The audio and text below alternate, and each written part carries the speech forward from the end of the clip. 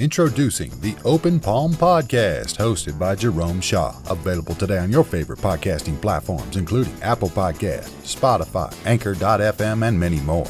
The Open Palm Podcast, where the host engages his listeners with inspirational messages, motivating themes, and thought-provoking ideas. Topics include: make more mistakes, how much is your value, don't get right, get going, learning to let go, excellence is a habit, and more. Binge listen today. Subscribe today. It's getting excellent ratings. That's the Open Palm Podcast, hosted by Jerome Shaw. You can also find it on YouTube. Make sure you share it with your social networks and connect on Twitter and Instagram at Jerome Shaw. That's the Open Palm Podcast with Jerome Shaw. Available today on your favorite podcasting platforms. Go listen, download, and subscribe now.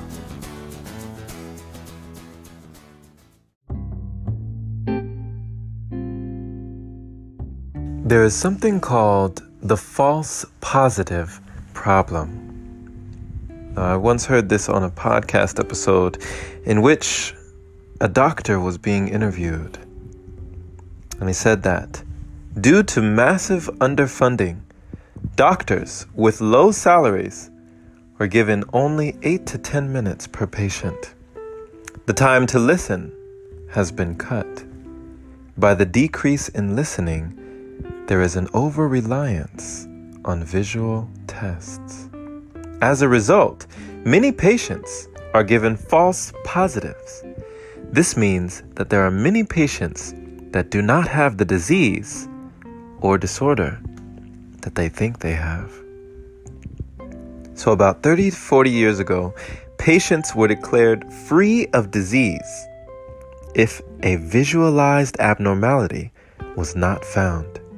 So many patients were mistreated and labeled as mentally ill when they weren't, because they could not find a disease. So the way that this speaks to me is that when I was very young, in elementary school, it was determined that I had ADHD. And for those of you not familiar with the acronym, this is Attention Deficit Hyperactivity Disorder. So they labeled me with ADHD. They said, hey, you've got ADHD. That's it. That's the word on the street. And I took it, and it became a part of me. It became a part of who I am as a person. So due to my hyperactivity, my lack of focus, couldn't sit still in class, teachers didn't know what to do with me. They had me take a test and said, hey, you've got ADHD. Your son needs to take all this medication just to focus.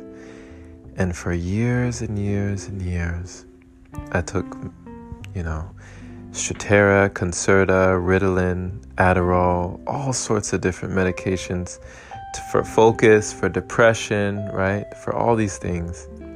And I believed that something was wrong with me. I believed that I was inept. I believed that I was less than. And I believed that I was special and that I deserved special treatment just because this is what they told me. I learned from that podcast that once a doctor and a patient agree on a diagnosis, that disease, whether it is present or not, becomes incurable. Half of patients insisted on keeping the diagnosis of a disease that they did not have. Both the doctor and the patient are operating in blindness. You can go throughout life believing that something is wrong with you when you're completely okay, when nothing is wrong. When you receive a false diagnosis, you naturally stop looking for the cause of your symptoms because now you have a name. You have something to point to and say, hey, I'm acting up because of this, because I have this, It's just because I have this, that's all. I'm just special. It is difficult for doctors not to give a diagnosis. This would be like, if they can't tell you what's wrong with you, then, that'd be like you pointing to the plaque on the wall and all the PhDs and all the stuff that they have and their credentials, right? What do they have all that stuff for if they can't tell you what you have?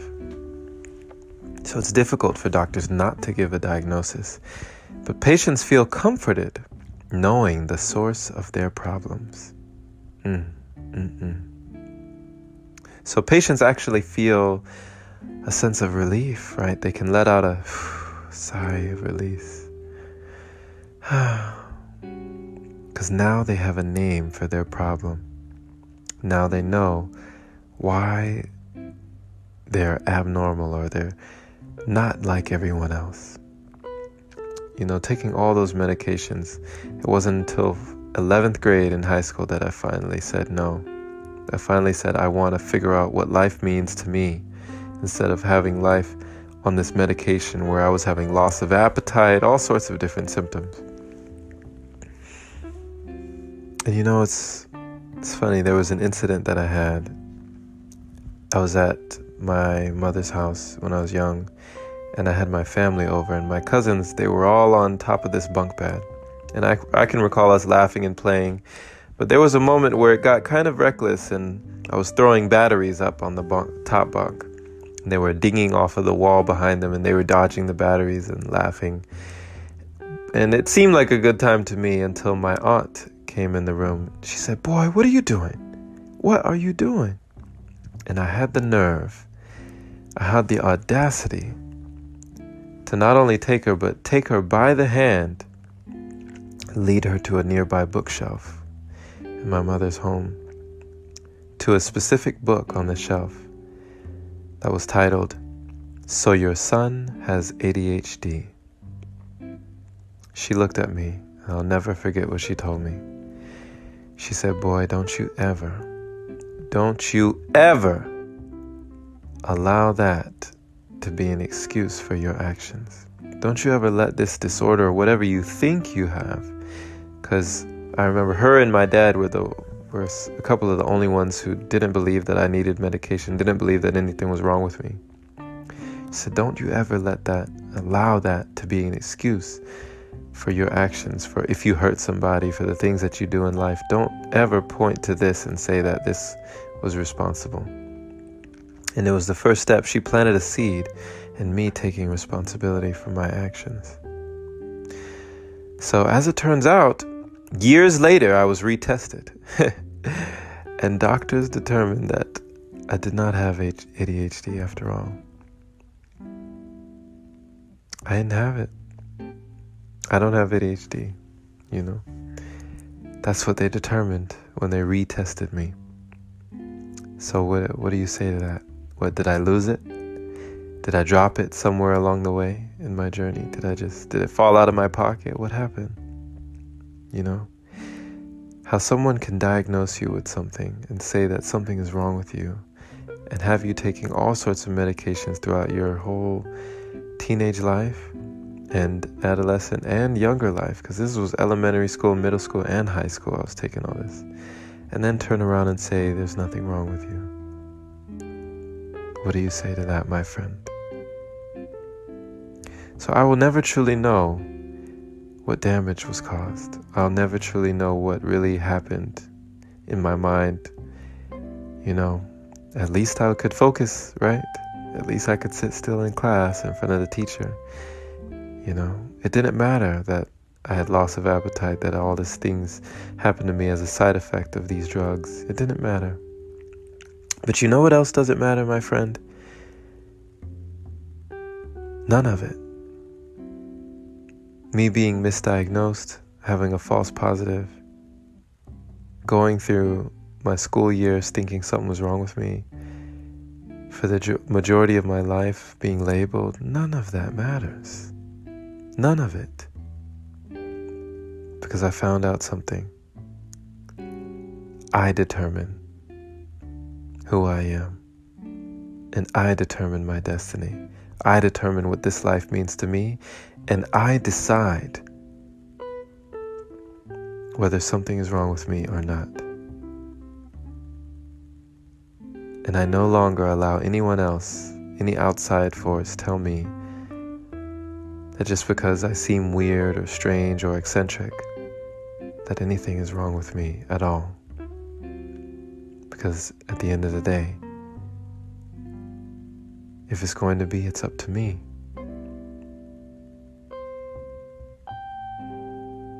Thank you for listening. This has been Jerome Shaw on TOP, That is the Open Palm Podcast here in Columbia, South Carolina.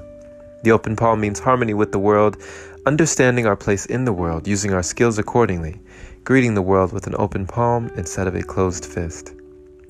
My friend, I pray that you received an encouraging message from this episode today, and that if you have ever been called anything or told that you had anything wrong with you, I pray that you don't settle for what people have labeled you as.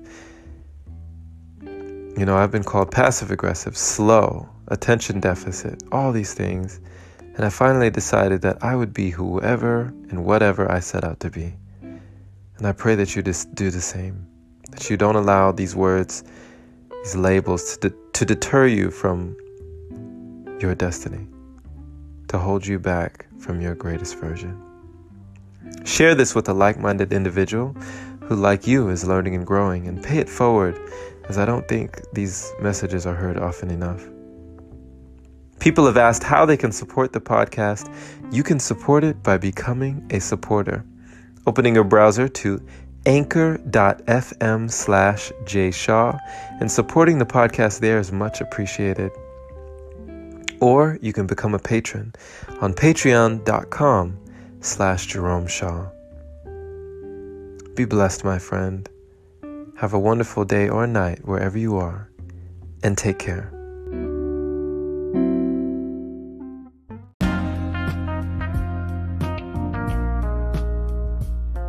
Greetings, my friend. Thank you for listening to this episode. And I have a surprise for you. This podcast now has a Facebook group.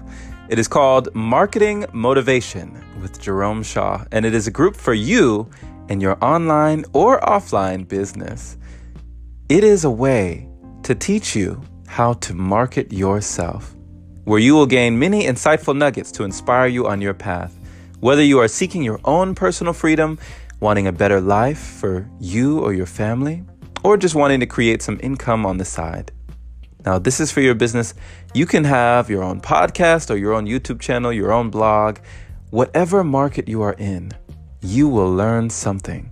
It is also a place with a community that we all share our voices, because your voice has value. Join the group from the link in this description, and have a wonderful rest of your day.